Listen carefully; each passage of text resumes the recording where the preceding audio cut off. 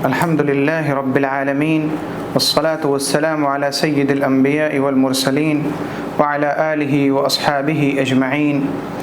أما بعد فأعوذ بالله من الشيطان الرجيم. بسم الله الرحمن الرحيم. إن الذين يرمون المحصنات الغافلات المؤمنات لعنوا في الدنيا والآخرة ولهم عذاب عظيم. يوم تشهد عليهم ألسنتهم وأيديهم وأرجلهم بما كانوا يعملون. صدق اللہ العظیم. اس سے پہلے سورہ نور میں ہم نے جانا کہ اگر کوئی مرد زنا کرے تو اللہ تعالیٰ کی طرف سے کیا حکم ہے، اس کو کیسی سزا دی جائے، اور عورت زنا کرے تو اس کا کیا حکم ہے. پھر اللہ رب العزت نے اس سورہ کے اندر بیان کیا کہ جو لوگ مومن پاک دامن عورتوں پر تہمت لگاتے ہیں وہ بہت بڑے مجرم ہیں. پھر بیان آیا اس شوہر کا جو اپنی بیوی پر زنا کا الزام لگائے تو اس کے لیے اللہ تعالیٰ نے لعان کا حکم بیان فرمایا. پھر واقع عفق کا تذکرہ ہوا جس میں حضرت عائشہ صدیقہ رضی اللہ عنہا پر زنا کی تہمت لگائی گئی. مسلمانوں کو اس واقعے میں بہت سے سبق دیے گئے. آج کی آیت میں اللہ تعالیٰ فرماتا ہے ان الذين يرمون المحصنات الغافلات المؤمنات لعنوا في الدنيا والآخرة ولهم عذاب عظيم. بے شک جو لوگ یرمون المحصنات تہمت لگاتے ہیں المحصنات پاک دامن عورتوں پر، الغافلات جو بھولی بھالی ہیں، المؤمنات ایمان والی ہیں، یعنی وہ عورتیں جو پاک دامن ہیں، بھولی بھالی ہیں، دنیا کے اونچ نیچ کو نہیں سمجھتی، نہیں جانتی، بہت زیادہ انہیں شعور نہیں ہے مردوں کی زندگی کا. لعنوا فی الدنیا والآخرہ، ایسے لوگوں پر جو پاک دامن عورتوں پر تہمت لگاتے ہیں، ایسے لوگوں پر اللہ تعالیٰ کی لعنت کی گئی ہے دنیا میں بھی اور آخرت میں بھی. وَلَهُمْ عَذَابٌ عَظِيمٌ، اور ان کے لیے بڑا عذاب ہے. یوم تشہد علیہم السنتہم، جس دن گواہی دیں گے علیہم ان کے خلاف، السنتہم ان کی زبان، وایدیہم اور ان کے ہاتھ، وارجلہم اور ان کے پاؤں، بما کانوا یعملون اس چیز کے بارے میں جو وہ لوگ کیا کرتے تھے. یومئذ یوفیہم اللہ دینہم الحق، جس دن اللہ انہیں پوری سزا دے گا جس کے وہ مستحق ہیں. وَيَعْلَمُونَ أَنَّ اللَّهَ هُوَ الْحَقُّ الْمُبِينُ، اور وہ جان لیں گے کہ بے شک اللہ ہی حق ہے اور وہی واضح کرنے والا ہے. یہ 3 آیتیں ہیں سورہ نور کی، آیت 23، 24 اور 25. ان 3 آیتوں میں اللہ تعالیٰ نے بیان کیا کہ جو لوگ مومن پاک دامن بھولی بھالی عورتوں پر تہمت لگاتے ہیں، زنا کی تہمت لگاتے ہیں، یا تو انہیں ایسے الفاظ سے پکارتے ہیں جس سے یہ ثابت ہوتا ہے کہ یہ عورت زناکار ہے، بدچلن کہہ کر یا زانیہ کہہ کر، فاسقہ کہہ کر، فاجرہ کہہ کر، یا جو عام ہماری زبان کے اندر بہت سے الفاظ رائج ہیں ان الفاظ کا استعمال کر کے کسی عورت کو یہ کہنا جس سے یہ ثابت ہو جائے کہ وہ عورت زناکار ہے.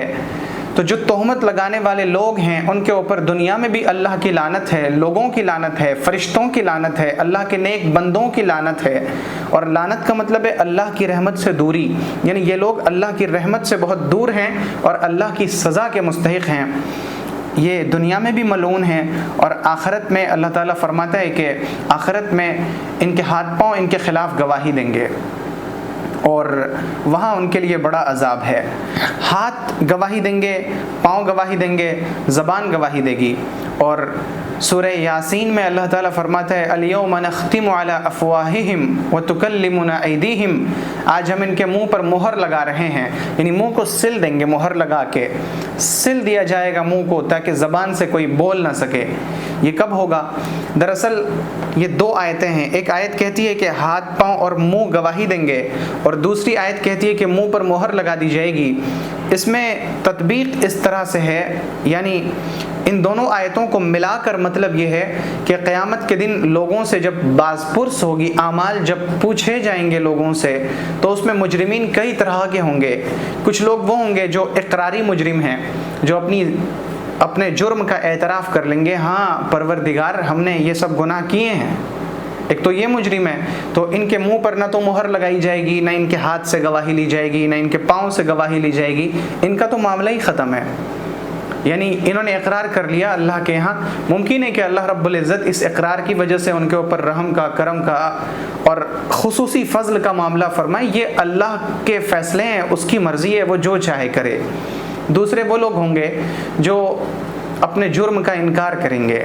جرم کے انکاری لوگ، تو پہلے ان کے منہ پر مہر لگا دی جائے گی کہ تمہارے منہ پر مہر لگا دی گئی، اب ہاتھ اور پاؤں سے گواہی لی جائے گی. اور بعض آیات میں ہے وَقَالُوا لِجُلُودِهِمْ لِمَ شَهِدتُّمْ عَلَيْنَا، ان کے چمڑے بھی ان کے خلاف گواہی دیں گے.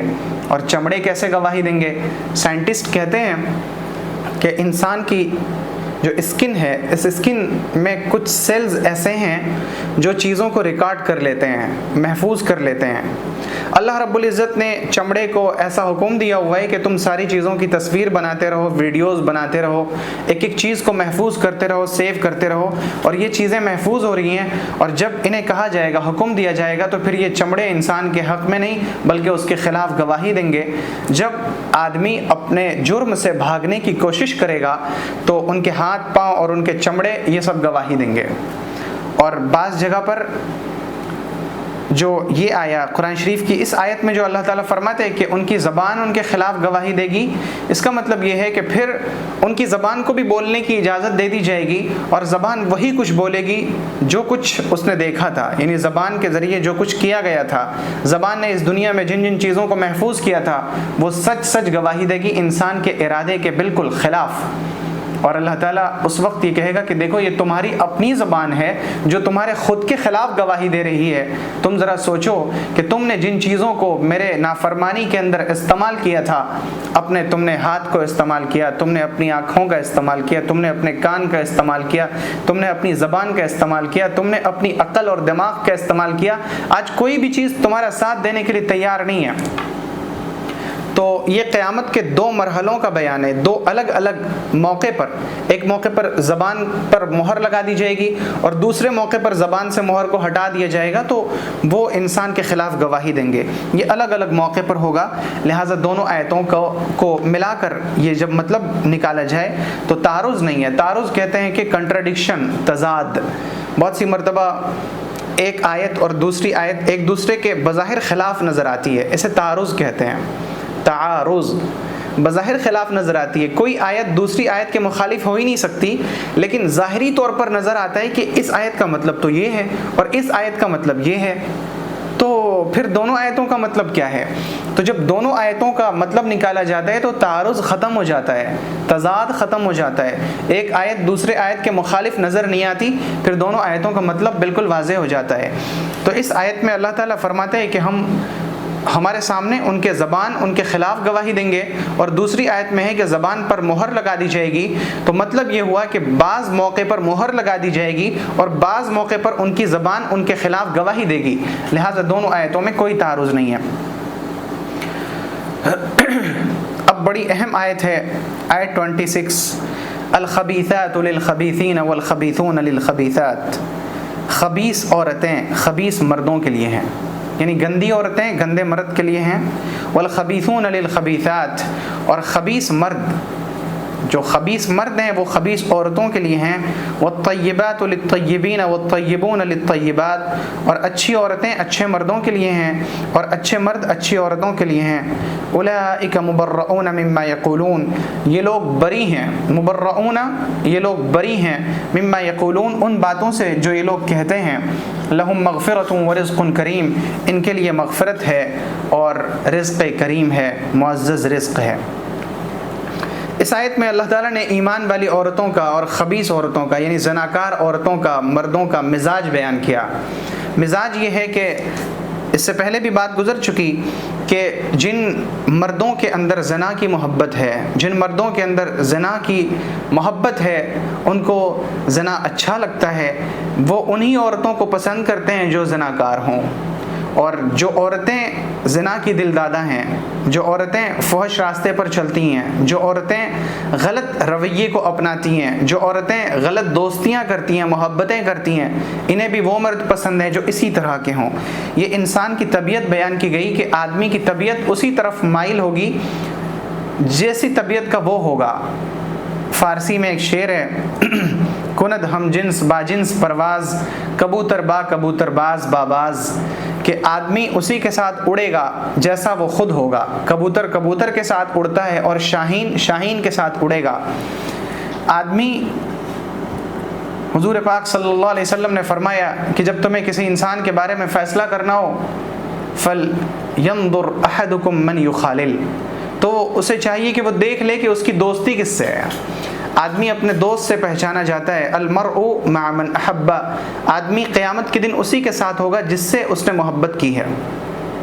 ایک شخص جو ہے مسلمان لیکن اس کو یہودیوں سے محبت ہے، وہ یہودیوں کے پہناوے اڑاوے، ان کے بول چال، ان کی گفتگو، ان کے ہیئر اسٹائل، ان کے لائف اسٹائل کو پسند کرتا ہے، اور وہ چاہتا ہے کہ میں بھی اسی کمیونٹی میں ہو جاتا تو بڑا اچھا ہوتا۔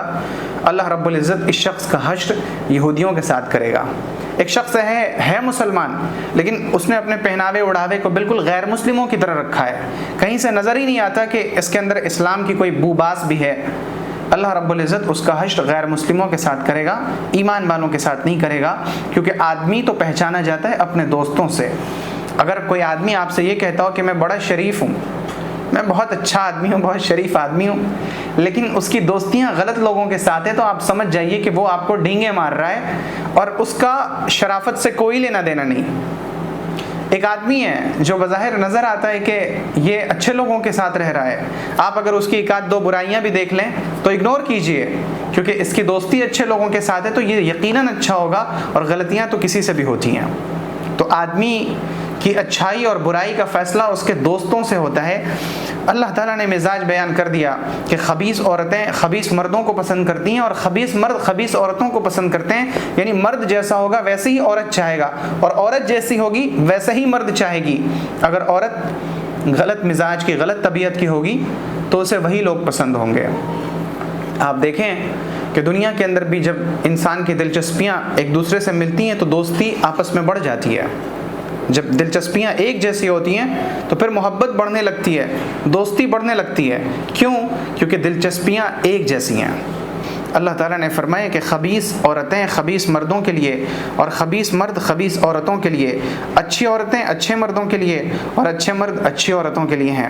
اب ذرا بتائیے کہ اس سے پہلے جو حضرت عائشہ صدیقہ رضی اللہ عنہا کا واقعہ گزرا، پیغمبر صلی اللہ علیہ وسلم اور بقیہ تمام انبیاء کرام اس دنیا کے سب سے نیک انسان، سب سے اچھے انسان ہیں، ظاہر ہے کہ ان کی بیویاں کیسی ہوں گی؟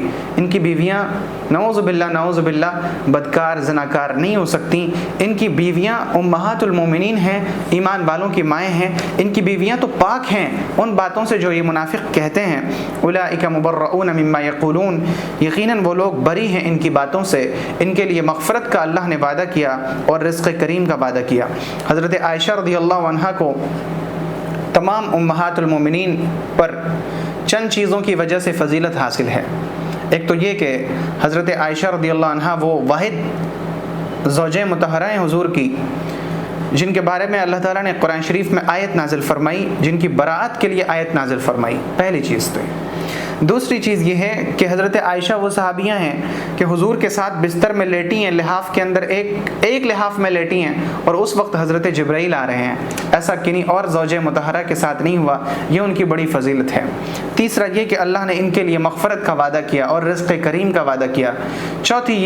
پانچویں یہ کہ یہ حضرت ابو بکر جو حضور صلی اللہ علیہ وسلم کے یار غار ہیں، ان کی بیوی، ان کی بیٹی ہیں۔ چھٹی یہ کہ حضور پاک صلی اللہ علیہ وسلم فرماتے ہیں کہ عائشہ کی تصویر جبرائیل امین ریشمی رومال میں میرے پاس لے کر آئے تاکہ میں انہیں دیکھ لوں۔ یہ فضائل ہیں حضرت عائشہ صدیقہ رضی اللہ عنہا کی۔ اس کے بعد اللہ تعالیٰ فرماتا ہے یا ایھا الذین آمنوا لا تدخلوا بیوتا غیر بیوتکم حتی تستأنسوا وتسلموا علی اہلها ذلکم خیر لکم لعلکم تذکرون۔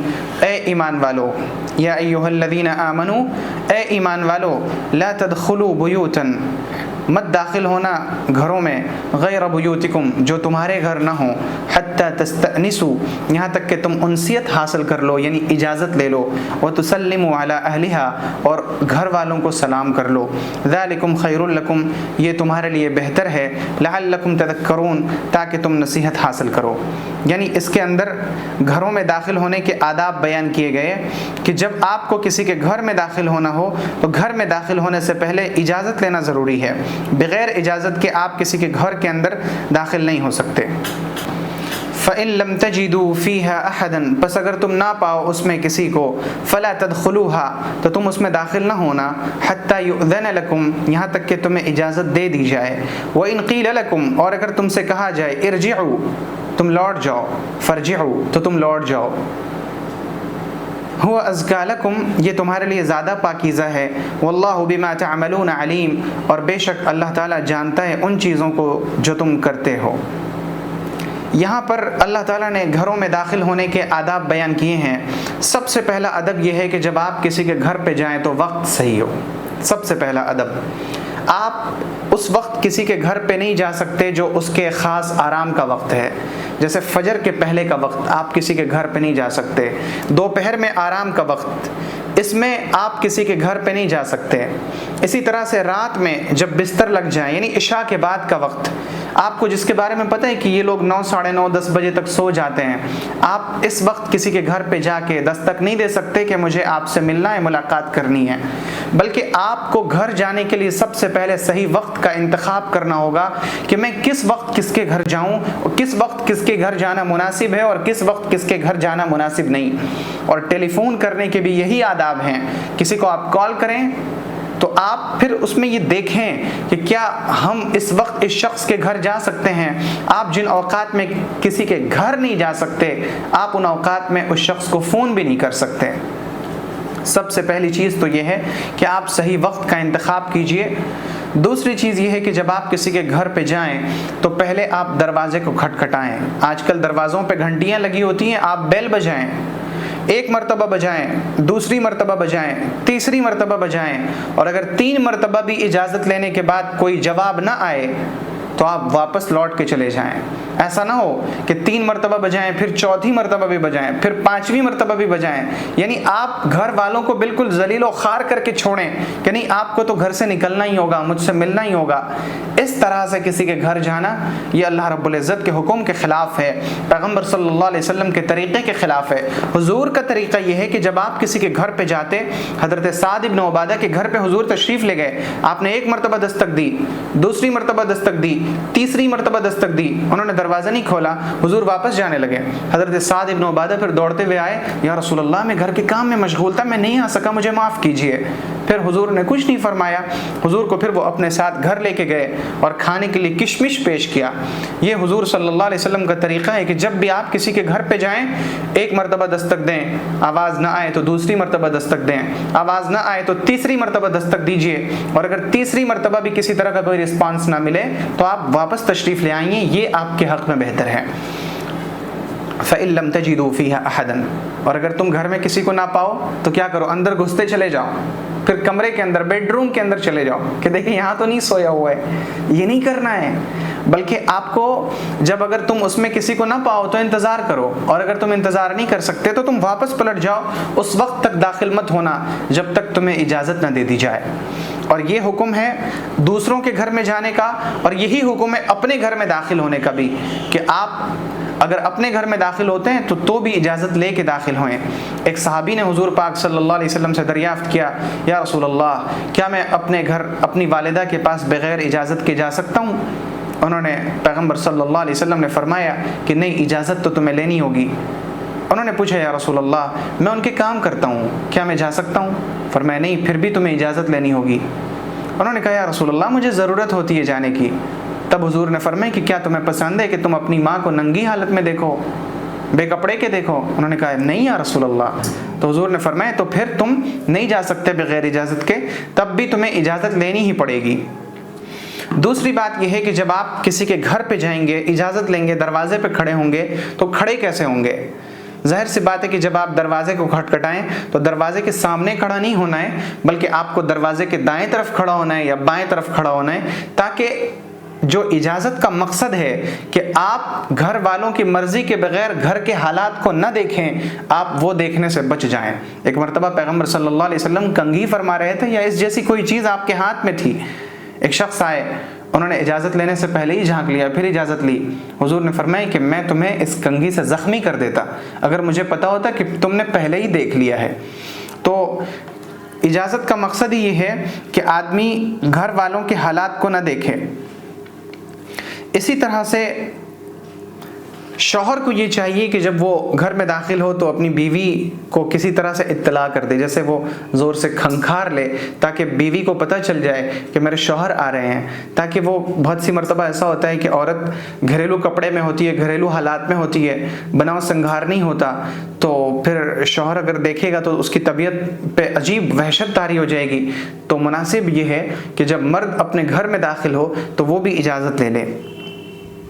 اسی طرح اجازت کا ایک ادب یہ ہے کہ جب اجازت لی جائے، کسی کے دروازے کو کھٹکھٹایا جائے اور پوچھا جائے کہ کون، تو جواب دینے والا یہ نہ کہے کہ میں ہوں میں۔ جابر رضی اللہ عنہ نے بیان فرمائے کہ میں اپنے والد کے قرض کی ادائیگی کے سلسلے میں حضور کے پاس آیا، میں نے اجازت لی تو حضور نے پوچھا کون، تو میں نے کہا میں، تو حضور نے کراہت کے ساتھ فرمایا کہ میں کون، یعنی ہر آدمی میں ہے۔ اگر میں آپ سے پوچھوں آپ کون، آپ کہیں میں، اس سے پوچھوں آپ کون ہیں، وہ کہے میں، اور تیسرے سے پوچھوں آپ کون ہیں تو وہ بھی کہے کہ میں، تو یہ عجیب مسئلہ ہو جائے گا نا۔ اللہ نے آپ کو ہمیں انسان بنائے، بکری نہیں بنائے کہ آدمی میں کرتا رہے، بلکہ اپنا نام بتائے۔ حضرت ابو موسیٰ اشعری جب کسی کے گھر پہ جاتے فرماتے السلام علیکم ھذا عبداللہ ابن قیس، السلام علیکم یہ عبداللہ ابن قیس ہے، السلام علیکم ھذا ابو موسیٰ، السلام علیکم یہ ابو موسیٰ ہیں، السلام علیکم ھذا الاشعری، السلام علیکم میں اشعری ہوں، یعنی اپنی پہچان بیان کرے۔ اللہ تعالیٰ فرماتا ہے کہ اگر تم گھر میں کسی کو نہ پاؤ تو تم اس میں داخل نہ ہو یہاں تک کہ تمہیں اجازت دے دی جائے۔ وَإِن قِيلَ لَكُمُ ارْجِعُوا فَارْجِعُوا، اگر تم سے کہا جائے کہ واپس لوٹ جاؤ، فَارْجِعُوا تو تم لوٹ جاؤ، ذَلِكَ أَزْكَىٰ لَكُمْ هُوَ أَزْكَىٰ لَكُمْ یہ تمہارے حق میں زیادہ پاکیزہ ہے۔ یعنی اگر آپ کو گھر والے نے اجازت نہیں دی، کہا کہ اچھا بعد میں ملنا، تو آپ اپنی طبیعت پر اس کو بوجھ مت بنائیے، یہ مت سوچیے کہ اس نے مجھ سے ملنے سے انکار کر دیا۔ کیوں بھائی، آپ سے ملنے سے انکار نہیں ہو سکتا ہے وہ اس کی بیوی کا وقت ہو سکتا ہے وہ اس کے بچے کا وقت ہو سکتا ہے وہ نہانے دھونے کا کام کر رہا ہو۔ ہمارے پاس ایسے ایسے اوقات میں لوگ آتے ہیں کہ میں اپنا سر پیٹ کے رہ جاتا ہوں۔ بہت سی مرتبہ ایسا ہوا میں غسل خانے میں غسل کرنے کے لیے جا چکا ہوں، اور یعنی آنے والے کی ضد ہے کہ دروازہ کھول ہی دیجئے۔ اب دوبارہ سے آدمی تیار ہو کے باہر نکلتا ہے، پھر دروازے کو کھولتا ہے، پھر ان کو بٹھاتا ہے۔ ایک صاحب میرے پاس آئے اور بالکل دوپہر میں، جب کہ کھانا کھانے کے بعد آرام کرنے کا وقت ہوتا ہے، پھر بھی میں نے نہ چاہتے ہوئے ان سے ملاقات کی۔ میں نے ان سے پوچھا کہ بتائیں آپ کس غرض سے آئے ہیں، تو انہوں نے کہا کہ بس غرض کچھ نہیں ہے، میں آپ کی محبت میں آیا ہوں۔ تو ظاہر سی بات ہے کہ مجھے اندر سے کافی پریشانی ہوئی کہ یہ کیسی محبت ہے کہ بتاتے بھی نہیں ہیں کہ یہ کیوں آئے ہیں۔ میں نے کہا کہ ٹھیک ہے، آپ جب میری محبت میں آئے تو مجھ سے محبت کیجئے، میں بیٹھا ہوں۔ میں بیٹھا رہا، میں نے پھر کچھ پوچھنا ہی بند کر دیا ان سے۔ وہ 2-3 منٹ تک بیٹھے رہے، میں بھی بیٹھا رہا۔ 3-4 منٹ کے بعد انہوں نے مجھ سے پوچھا کہ آپ کے مدرسے میں داخلے کا کیا پروسیس ہے؟ تو میں نے ان سے کہا کہ آپ اس لیے آئے ہیں یا مجھ سے محبت میں آئے ہیں؟ انہوں نے کہا نہیں، وہ تو میں محبت میں آیا ہوں۔ تو میں نے عرض کیا کہ آپ فی الحال مجھ سے محبت کیجئے، جب آپ اگلی مرتبہ تشریف لائیں تو اس مقصد کے ساتھ آئیں کہ آپ داخلے کے سلسلے میں معلومات چاہتے ہیں۔ آپ ایک تو پہلے صحیح وقت کا انتخاب کیجئے، صبح فجر سے ظہر تک آپ آئیں، ظہر سے عصر تک نہ آئیں، نہ اس درمیان فون کریں کیونکہ یہ آرام کا وقت ہوتا ہے۔ آپ جب آئیں تو اپنا مقصد یہ بتائیں کہ میں داخلے کے سلسلے میں معلومات لینے کے لیے آیا ہوں، تب میں آپ کو معلومات دوں گا۔ تو وہ گڑ گڑانے لگے، انہوں نے کہا کہ نہیں ہمیں بتائیں۔ تو ہم نے کہا کہ آپ کو پہلے بولنا چاہیے تھا کہ میں داخلے کے سلسلے میں معلومات کی غرض سے آیا ہوں، تو یہ جو 5-10 منٹ ہمارا برباد ہوا ہے یہ برباد ہونے سے رہ جاتا۔ پھر میں نے ان کو داخلے کی معلومات دی۔ جب بھی آپ کسی کے پاس جائیں اپنا نام اور اپنا مقصد واضح کریں۔ بہت سی مرتبہ لوگ فون کرتے ہیں، السلام علیکم، وعلیکم السلام، کون بول رہے ہیں؟ تو وہ کہتے ہیں کہ پہچانو، نہیں پہچانا، بھول گئے۔ یہ سب فضول باتیں ہیں بھائی۔ اگر ہم نے آپ کو آواز کے ذریعے نہیں پہچانا جبکہ ہم آپ کی شکل کو اس وقت نہیں دیکھ رہے ہیں تو اس میں کہ کون سی بڑی آفت آ گئی، کون سی مصیبت آ گئی، اگر ہم نے آپ کو نہیں پہچانا تو کیا ہم اللہ کو بھول گئے؟ نعوذ باللہ، اللہ تو ہمیں یاد ہے، پہچاننا تو اسی کو ہے۔ بہت سے لوگ میت یعنی مرنے والے شخص کے پاس پہنچ جاتے ہیں اس کے بستر موت پہ، اور اس وقت کہنا یہ چاہیے لا الہ الا اللہ، لا الہ الا اللہ، یعنی تلقین ہو، تاکہ جو شخص مر رہا ہے وہ ان کلمات کو سن کے لا الہ الا اللہ پڑھنے لگے۔ تو ایسا نہ کر کے وہ جا کے پوچھتے ہیں کہ ہمیں پہچانا میں کون ہوں؟ ارے بھائی اس کو مرنے دیجیے آرام سے، کیوں پوچھتے ہیں کہ میں کون ہوں؟ اگر وہ آپ کو پہچان لے گا تو کیا اپنے ساتھ آپ کو بھی قبر میں لے کے جائے گا؟ وہ یہ نہیں پوچھنا ہے۔ اور اس سلسلے میں ہمیشہ یہ ملحوظ رہے کہ ان تمام چیزوں کا مقصد یہ ہے کہ دوسرے کو ہم اپنی تکلیف سے بچا رہے ہوں۔ ہمارا مقصد یہ ہے کہ دوسرے کو ہماری وجہ سے تکلیف نہ پہنچے۔ اس کے بعد اللہ تعالیٰ فرماتا ہے لیس علیکم جناح ان تدخلوا بیوتا، تم پر کوئی حرج نہیں ہے کہ تم داخل ہو ایسے گھروں میں غیر مسکونۃ، جس میں کوئی رہتا نہ ہو، فیہا متاع لکم، اس میں تمہارے سامان ہو، واللہ یعلم ما تبدون وما تکتمون، اللہ جانتا ہے ان چیزوں کو جو تم ظاہر کرتے ہو اور جو تم چھپاتے ہو۔ جب یہ آیت نازل ہوئی کہ آپ کو کسی کے گھر میں داخل نہیں ہونا ہے اس وقت تک جب تک کہ آپ کو اجازت نہ دے دی جائے، تو حضرت ابو بکر رضی اللہ عنہ حضور صلی اللہ علیہ وسلم کے پاس آئے اور عرض کیا اے اللہ کے رسول، قریش تجارت کے لیے ملک شام کا، فلسطین کا سفر کرتے ہیں، اور راستوں میں ایسے گھر بنے ہوئے ہیں جو کھنڈرات میں تبدیل ہو گئے ہیں، ان میں کوئی نہیں رہتا، تو وہ اس میں رکتے ہیں، تو اس میں اجازت کس سے لیں؟ تو اللہ تعالیٰ نے یہ آیت نازل فرمائی کہ جن گھروں میں کوئی رہتا نہیں ہے اس میں تمہیں اگر ضرورت کا کوئی سامان ہے تمہارا، یعنی تمہارا کوئی ضرورت کا کام ہے تو تم وہاں پر جا سکتے ہو، داخل ہو سکتے ہو، اس میں اجازت لینے کی ضرورت نہیں۔ اسی طرح سے اس آیت کا مطلب یہ ہے کہ وہ گھر جس کے اندر آپ سامان وغیرہ رکھتے ہیں ضروریات کے، جیسے اسٹور روم ہے، تو اس میں جانے کے لیے کسی کی اجازت کی ضرورت نہیں۔ اب آپ یہ مت سمجھیے کہ اس میں اندیکھی مخلوق رہتی ہے لہٰذا آپ جب جائیں تو اس سے اجازت لے لیں اور اجازت دینے کا انتظار کرنے لگیں کہ جب یہ کہے گا تب ہم اندر جائیں گے۔ ارے بھائی وہ اجازت اگر دے گا تو آپ کو کھینچ لے گا اپنا لمبا ہاتھ کر کے، اس لیے ان سے اجازت نہیں لینی ہے۔